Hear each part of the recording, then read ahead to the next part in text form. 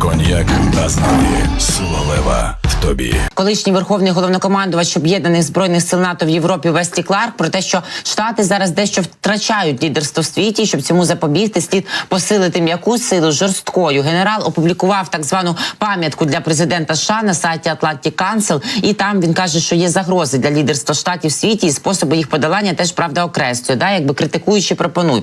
Американці мусять визнати, каже він, що загроза від авторитарних держав, таких як Росія, Іран, Китай, КНДР, зростає. Вони все частіше діють разом і застосовують силу. Неспровоковане повномасштабне вторгнення РФ в Україну стало шоком, хоча не повинно було. І тепер лише європейські країни побоюються, що в разі успіху в Україні Росія може рушити далі проти Молдови, Грузії, Казахстану, Польщі чи країн Балтії. Китай проводить масштабне нарощування військової сили, використовує її для залякування Тайваню. Іран продовжує прагнути до знищення Ізраїлю і нарощує застосування сили у своєму прагненні до регіональної гегемонії. КНДР нещодавно заявила, що вважає Республіку Корея основним і незмінним головним ворогом. Ядерна зброя знову має значення. Путін і його соратники неодноразово погрожували успішно застосуванням ядерної зброї, щоб запобігти критично необхідній американській західній допомозі Україні. Відвертий страх перед конфронтацією з ядерною державою підриває довіру до американської влади в усьому світі, каже Веслі Кларк.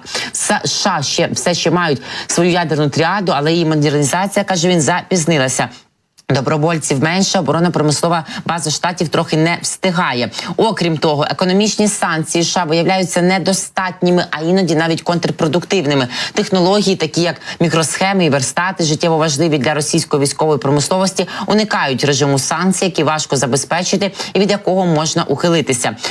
РФ все ще експортує нафту і частину газу і все ще заробляє валюту через мережу контрабанди, фальшиві декларації та змішування нафтопродуктів. Тож треба тут посилювати і контролювати. Зусилля США, спрямовані на завоювання країн глобального півдня за допомогою м'якої сили, теж зазнають невдачі. Привабливість демократичної системи США зменшилася з успіхом авторитарної моделі Китаю і появою авторитарних режимів в таких країнах, як Туреччина та Єгипет, а також очевидними проблемами, з якими стикається американський уряд себе вдома. І слід закріпити, каже Весті Кларк, недоторканність політичної системи Штатів як найвищу цінність країни, і означає це усунення зловмисного іноземного впливу на американські вибори та формування політики. Уряд США повинен посилити свої контррозвідувальні функції і запобігти використанню відкритості та прозорості своєї демократії проти них іноземними державами.